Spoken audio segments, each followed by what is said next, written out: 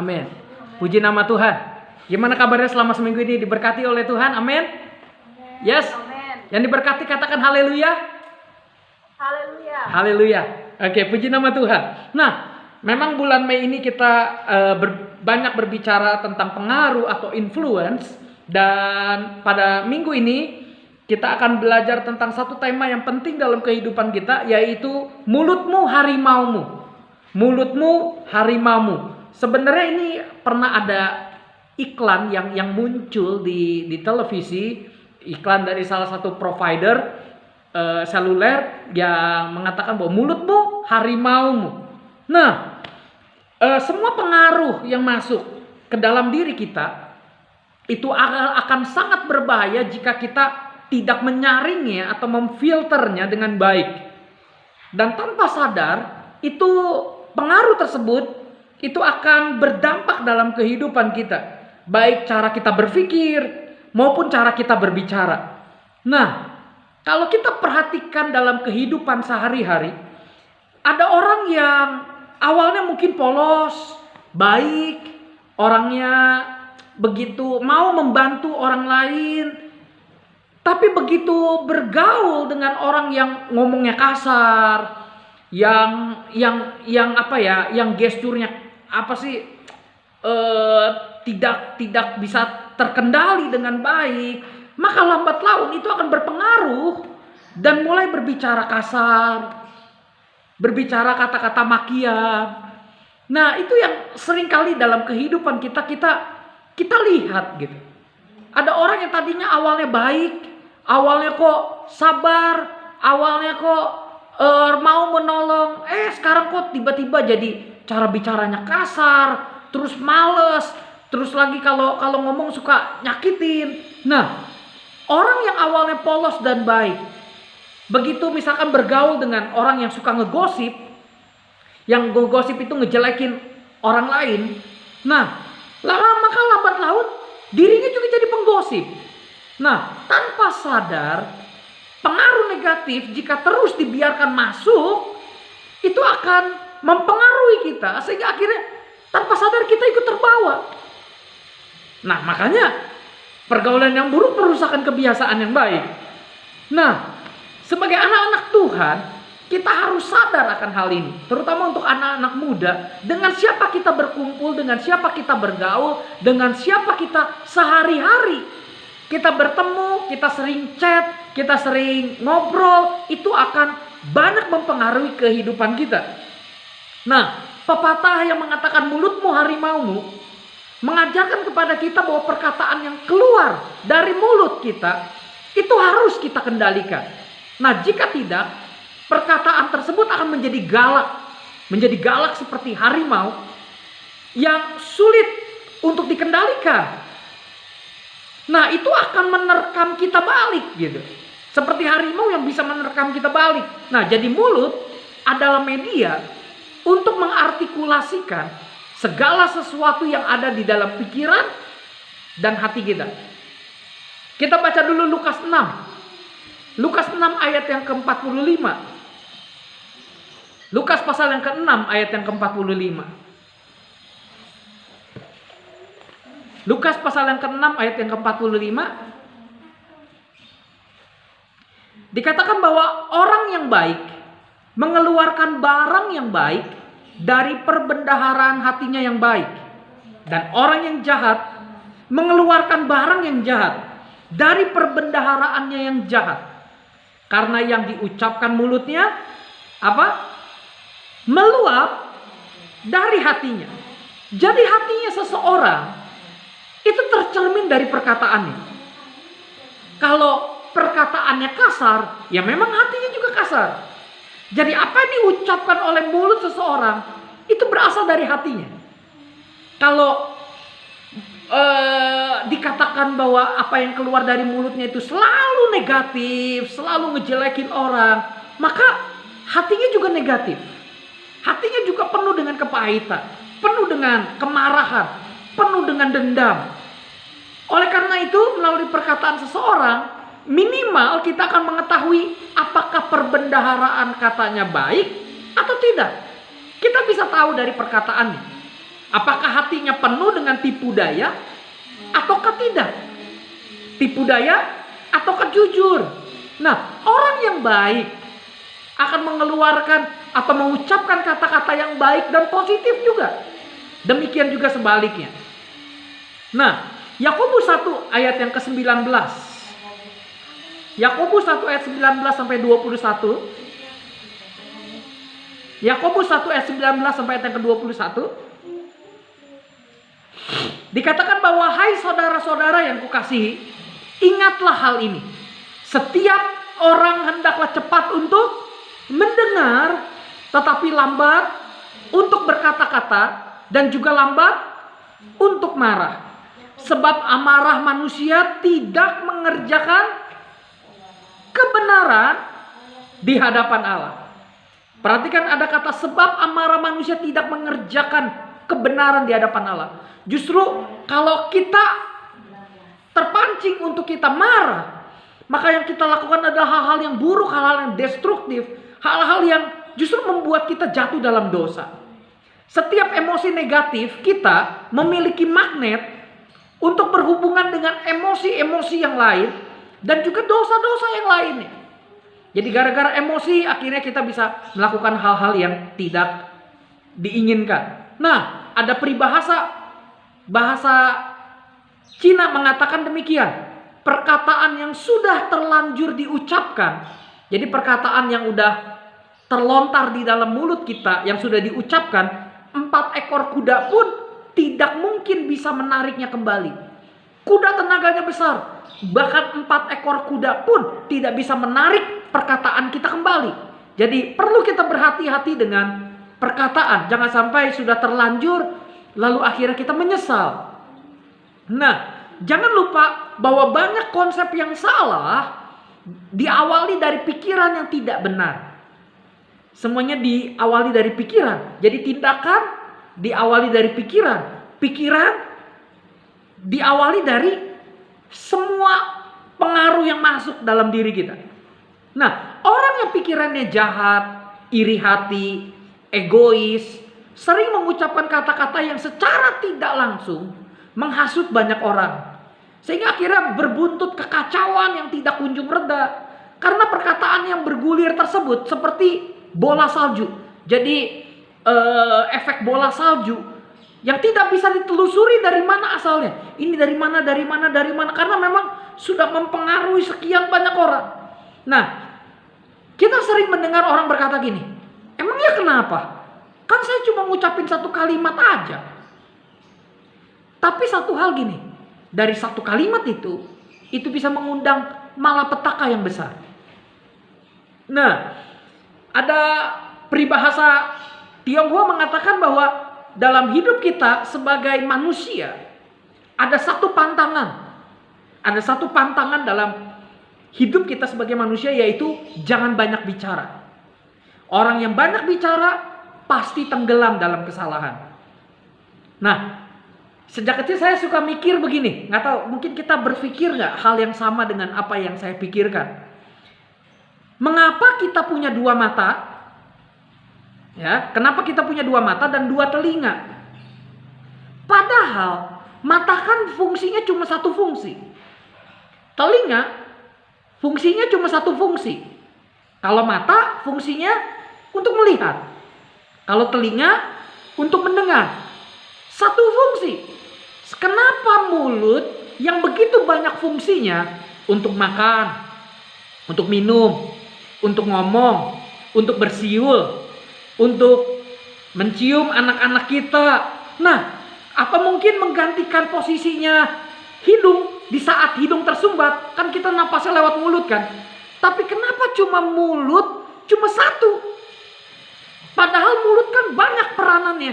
Mata cuma 2, perannya cuma 1, cuma melihat.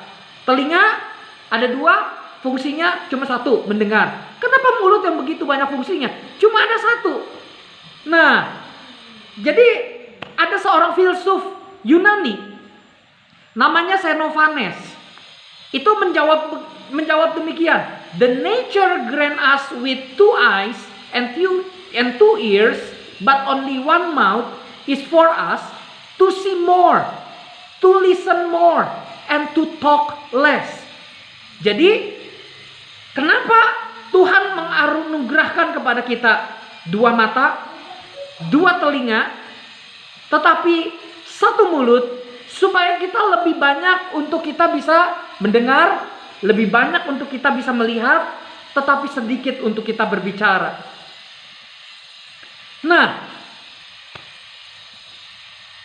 almarhum dari mantan presiden kita B.J. Habibie itu pernah mengatakan demikian. Apa itu Singapura? Hanya 1 titik merah di atas peta. Only red dots. Hanya 1 titik merah di atas peta. Gara-gara B.J. Habibie, Pak Habibie ngomong seperti itu, hubungan Indonesia dengan Singapura itu menjadi memburuk. Sehingga akhirnya perlu mengeluarkan begitu banyak uang, tenaga, pikiran untuk coba meluruskan kembali maksud dari Pak Habibie itu ngomong seperti itu apa. Bayangkan kekuatan dari perkataan. Hubungan 2 negara bisa jadi tidak baik. Nah, kalau kita lihat sejarah, mengapa Hitler kalah? Adolf Hitler, mengapa bisa demikian kalah pada partai Nazi, begitu tentara Nazi begitu kuat? Sebenarnya negara pertama yang mengetahui rahasia bom atom itu adalah Jerman sebenarnya. Karena Albert Einstein dan orang-orang yang pikirannya brilian, cemerlang, itu adanya di Jerman. Tetapi Hitler kalah karena salah mengambil keputusan dalam hidupnya. Sehingga akhirnya Jerman harus mengalami namanya kehancuran. Jadi ada satu jenderal namanya Göring. Jenderal Göring mengusulkan untuk menyerang ke bagian barat, yaitu Perancis. Tetapi Hitler justru memerintahkan untuk ke timur. Karena menurut perkiraannya, orang-orang Uni Soviet yang tidak akan puas dengan pemerintahan Moskow, itu pasti akan membantu dia. Nah, saat Hitler beserta tentara Jerman datang ke Uni Soviet, nah Uni Soviet mengharapkan mereka membantu rakyat di Ukraina, Belarusia, Kazakhstan yang dipaksa bergabung oleh Soviet untuk menghancurkan Moskow. Nah, mereka membantu tentara Jerman, tetapi lambat laun timbul pemberontakan besar terhadap Hitler. Maka akhirnya tentara Jerman itu mengalami kekalahan total di Rusia. Mereka harus mengikuti jejak Napoleon yang mundur dari Moskow pada tahun 1812. Bayangkan tentara yang begitu kuat, Hitler, itu bisa mundur dan akhirnya harus kalah. Nah, dalam Yakobus 3 ayat yang kedua, dikatakan bahwa sebab kita semua bersalah dalam banyak hal. Yes, kita semua bersalah dalam banyak hal. Barang siapa tidak bersalah dalam perkataannya, ia adalah orang yang sempurna, yang dapat mengendalikan seluruh tubuhnya. Dalam terjemahan NIV bilang begini, we all stumble in many ways. Anyone who is never at fault in what they say is perfect, able to keep their whole body in check. How to be a perfect man? Bagaimana kita bisa menjadi orang sempurna? Nggak gampang kan? Karena perlu ditinjau dari keseluruhan hidupnya. Benar-benar tidak terdapat cacat celah. Tetapi kalau kita lihat dari Yakobus, cukup ditinjau dari satu perkara saja. Mengendalikan lidah sebenarnya. Nah, Yakobus menggunakan perumpamaan-perumpamaan untuk melukiskan lidah kita. Yang pertama, kuda dan kekang. Kita tahu kuda tenaganya luar biasa. Makanya cowboy, ya kan? Nah, cowboy berusaha untuk menjinakkan kuda-kuda liar. Ya kan, kuda-kuda liar. Nah, begitu mereka sudah tertangkap, mereka berusaha untuk dijinakkan. Setelah itu dipasang tali kekang. Nah, kekang itu menunjukkan kendali untuk kita bisa mengendalikan seluruh dari kuda tersebut. Nah, makanya kalau kita bisa mengendalikan lidah kita, kita bisa mengendalikan seluruh tubuh kita. Yang kedua, Gambaran yang dipakai adalah kapal dan kemudi. Kapal yang begitu besar, bisa dikendalikan oleh kemudi yang kecil. Nah, saat kapal Titanic melakukan pelayaran perdananya dari Inggris ke New York, surat kabar Times mengomentarinya sebagai kapal terbesar yang pernah ada di dalam sejarah manusia. Bisa menampung ribuan orang. Belum lagi fasilitasnya. Kamarnya mewah bagai kamar hotel berbintang 5. Ada pentas drama, kolam renang, area berdansa yang besar luar biasa. Makanya kapal Titanic itu disebut unsinkable ship. Kapal yang tidak bisa tenggelam. Bahkan seorang yang di dalam kapal tersebut mengatakan gini, bahkan Tuhan pun tidak bisa menenggelamkan kapal Titanic ini. Bayangkan. Unsinkable ship. Kapal yang tidak mungkin bisa tenggelam. Tetapi 2 hari kemudian, mereka menerima telegram yang mengabari bahwa kapal Titanic itu tenggelam. Karena di tengah Samudra Atlantik, mereka menemukan gunung es yang besar mengarah ke kapal itu. Mereka tidak sempat memutar balik kemudinya, lalu menabrak gunung es. Mereka pun akhirnya menemui ajal mereka. Nah, contoh ini mengingatkan kepada kita bahwa lidah menentukan arah hidup kita. Kita harus menggunakannya berhati-hati. Mengatakan kata-kata yang benar. Makanya itu integritas. Itu yang harus kita prioritaskan dalam hidup kita. Tidak ada uang, kita tidak mati. Tapi tidak ada integritas, kita akan mati. Makanya kita harus jaga perkataan kita, integritas kita, untuk kita bisa mengatakan kata-kata yang benar. Karena lidah yang kecil ini dapat mengucapkan kata-kata yang tidak bertanggung jawab, berbohong. Oleh karena itu kita perlu untuk kita kendalikan. Nah, yang ketiga, api dan hutan. Kita semua tidak asing lagi dengan kebakaran yang menghanguskan hutan luas di California, di Australia, di Eropa. Awalnya mungkin hanya orang yang iseng-iseng buang puntung rokok, ketumpukan rumput kering. Tanpa dia sadar, puntung rokok itu berubah menjadi bunga api yang membesar, menelan ratusan atau ribuan hektar hutan, dan mengakibatkan justru jadi malapetaka secara nasional. Jadi api yang kecil itu bisa membakar hutan yang sangat besar, yang sangat luas. Yang keempat, mata air. Mana mungkin mata air tawar mengeluarkan air asin? Karena sumber keduanya berbeda. Nah, begitu juga dengan mulut kita. Kita perlu memutuskan untuk mengontrolnya.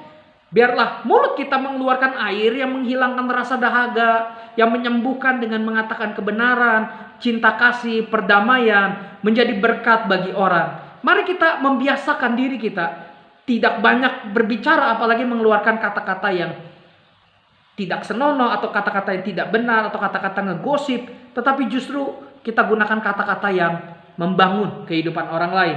Nah, yang kelima, yang terakhir, dikatakan bahwa gambarannya adalah pohon dan buah. Mengapa pohon zaitun mungkinkah pohon zaitun mengeluarkan buah yang lain? Jelas gak mungkin. Tuhan Yesus berkata, dari buahnya kamu akan tahu pohonnya.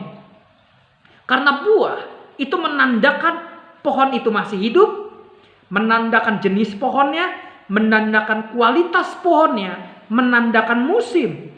Nah, ada seorang Belanda yang bernama Nelly de Watts. Nelly de Watts. Nah, dia berkata gini, saat saya berbicara dengan seseorang, enggak nyampe 5 menit, saya bisa tahu dia itu orang Kristen yang sejati atau tidak. Saya juga tahu bagaimana orang tersebut kehidupannya. Bayangin, ini yang disebut sebagai sensitive to know others' words. Seperti peribahasa Perancis. Kecuali kalau kamu bungkam ketika kamu bicara kepada orang lain pada saat yang sama. Justru kamu sedang memperkenalkan siapa dirimu dengan kata-katamu. Jadi kita perlu menjaga perkataan kita, karena perkataan kita mewakili diri kita. Kalau perkataan kita negatif ketemu dengan orang, maka orang akan mudah mendeteksi bahwa, wah, ini orang gak bagus nih. Ini orang pasti hidupnya nggak bener nih. Ini orang pasti penuh kepahitan nih. Ngomongnya negatif terus nih. Nah, satu ayat yang akan kita baca sebelum kita akan akhiri kebenaran firman Tuhan di dalam Mazmur 141. Mazmur 141 ayat yang ketiga. Dikatakan bahwa awasilah mulutku ya Tuhan. Berjagalah pada pintu bibirku. Awasilah mulutku ya Tuhan. Mari kita menjaga hidup dengan perkataan kita. Supaya kita bisa menjaganya dengan baik. Sehingga akhirnya kehidupan kita bisa menjadi berkat buat kehidupan banyak orang. Awasi mulut kita. Biarlah kita berjaga-jaga pada pintu bibir kita. Sehingga yang kita katakan boleh sungguh-sungguh memuliakan nama Tuhan. Biarlah firman Tuhan ini menolong kita semua untuk waspada terhadap pengaruh negatif yang ada di sekitar kita. Yang tanpa sadar itu masuk dan lambat laun itu akan mempengaruhi gaya kita bicara. Nah, kita perlu berhati-hati dengan hal itu karena mulutmu adalah harimaumu. Oke, Tuhan Yesus memberkati. Mari kita akan berdoa bersama-sama.